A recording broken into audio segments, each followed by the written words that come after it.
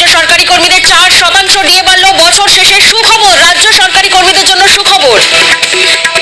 মুখ্যমন্ত্রী ঠিক কি ঘোষণা করলেন শোনাবো একবার।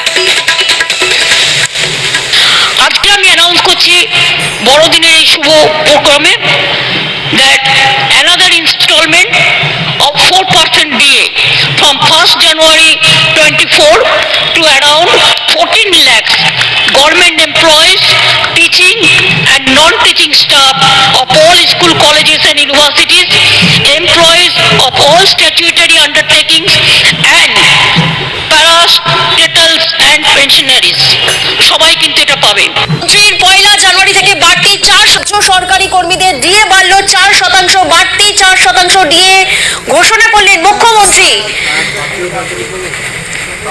আরো 4% ডিএ ঘোষণা করা হলো। রাজ্য কর্মচারীদের জন্য সুখবর। বছর শেষেই রাজ্য কর্মচারীদের জন্য সুখবর, 4% ডিএ বাড়ানো হলো। আজকে আমি অ্যানাউন্স করছি বড়দিনের এই শুভ প্রোগ্রামে that another installment of 4% DA from 1st January 24 to around 14 lakhs government employees, teaching and non-teaching staff of all school colleges and universities